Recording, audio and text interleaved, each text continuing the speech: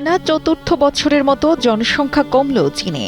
সরকারি তথ্য অনুযায়ী ২০২৫ সালে দেশটির জনসংখ্যা আরও ৩৩,৯০,০০০ কমে দাঁড়িয়েছে প্রায় ১৪০,৫০,০০,০০০।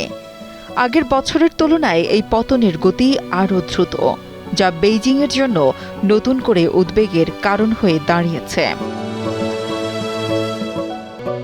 চীনের জাতীয় পরিসংখ্যান ব্যুরোর তথ্য বলছে ২০২৫ সালে চীনে জন্ম নিয়েছে মাত্র ৭৯,২০,০০০ শিশু, যা কয়েক দশকের মধ্যে সর্বনিম্ন। বিপরীতে মৃত্যুর সংখ্যা বেড়ে দাঁড়িয়েছে ১,১৩,০০,০০০-এর বেশি। জন্ম ও মৃত্যুর এই ব্যবধানই জনসংখ্যার সংকোচনকে আরও তীব্র করছে।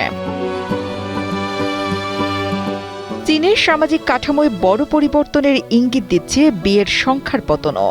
২০২৪ সালে আগের বছরের তুলনায় প্রায় ২০% কমে গেছে বিয়ের হার, যা দেশটির রেকর্ড সর্বোচ্চ পতন। মোনালিসা হেভি ফ্লো ১৫ পিস প্যাকেটের সাথে ৮ পিসের একটি প্যাকেট একদম ফ্রি। মাত্র ৬১ লাখ দম্পতি বিয়ের নিবন্ধন করেছেন, ফলে ভবিষ্যতের জন্মহারে নেতিবাচক প্রভাব পড়বে।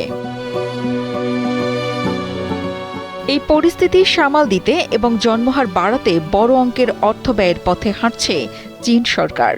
রয়টার্সের হিসেব অনুযায়ী ২০২৬ সালে প্রো বার্থ কর্মসূচিতে সম্ভাব্য ব্যয় হতে পারে প্রায় ১৮০ বিলিয়ন ইউয়ান বা ৩,১৫,০০০ কোটি টাকা।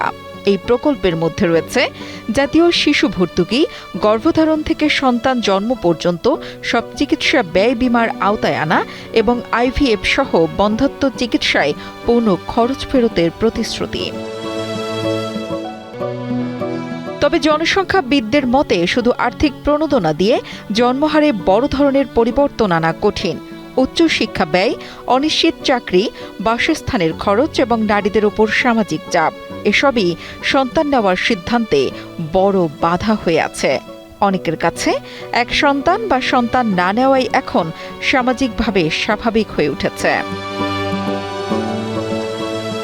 নিম্নগামী জন্মহার বিশ্বের বাজার হিসেবে খ্যাত চীনের অর্থনীতিকে দুর্বল করে দিতে পারে। এ অবস্থায় প্রশ্ন উঠছে, ব্যয় বাড়ালেই কি ফিরবে জন্মহার, নাকি চীনের জনসংখ্যার সংকট সমাধানে প্রয়োজন আরও গভীর সামাজিক পরিবর্তন? শাহেদ আলম ফাহিমের প্রতিবেদনে ডেস্ক রিপোর্ট, কালের কণ্ঠ।